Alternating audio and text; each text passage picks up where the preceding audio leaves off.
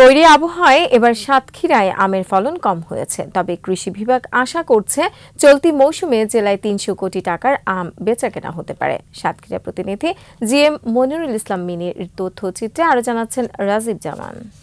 Walton air conditioner exchange অফারে split এসিতে ২৩,০০০ টাকা পর্যন্ত নিশ্চিত ছাড়।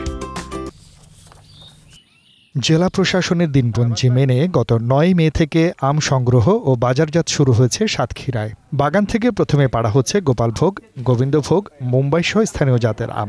এখানকার আমের চাহিদা রয়েছে বিদেশেও, তাই আমের মান ঠিক রাখতে সদা তৎপর থাকেন চাষিরা। তবে এবারের উৎপাদন নিয়ে বেশ হতাশ তারা। চাষিরা বলছেন, এবছর আমের ফলন অনেক কম। ৩ দিন আগে খুব আম উঠেছিল, কিন্তু আম ওঠার পরে বাজার সেভাবে যায়নি। এখন যাচ্ছে বর্তমান ২৫০০, ২৬০০, ২০০০, ২২০০ আম বিশেষ দাম, যেমন আম তেমন দাম। গত বছরের তুলনায় এবছর আমের দাম অনেক ঊর্ধ্বগতি। এদিকে ব্যবসায়ীরা বলছেন, আমের উৎপাদন কম হলেও চাষিরা এবছর দাম বেশি পাবেন। আমটা যা ছিল মোটামুটি চাষিরা পয়সা পাইতো, কিন্তু আমাদের ভিতরে কিছু অসাধু ব্যবসায়ী আছে, এই অগ্রিম কিছু আম ভেঙে ঢাকায় দেয়, অপোক্ত আম সুনামটা নষ্ট করছে।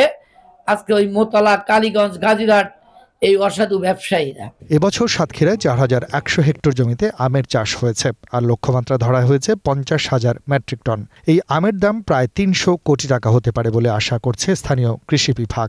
আমাদের এই আমের বিক্রি হবে ২৫০ থেকে ৩০০ কোটি টাকা, এবং এই ব্যবসার সঙ্গে কৃষক থেকে উৎপাদক থেকে শুরু করে প্রায় ৩০ থেকে ৫০,০০০ লোক জড়িত আছে। জেলায় আম চাষ ও ক্রয় বিক্রয়ে প্রায় ৫০,০০০ মানুষ জড়িত।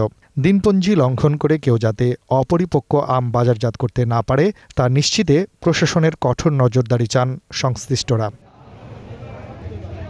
রাজীব জামান, ২১শে টেলিভিশন।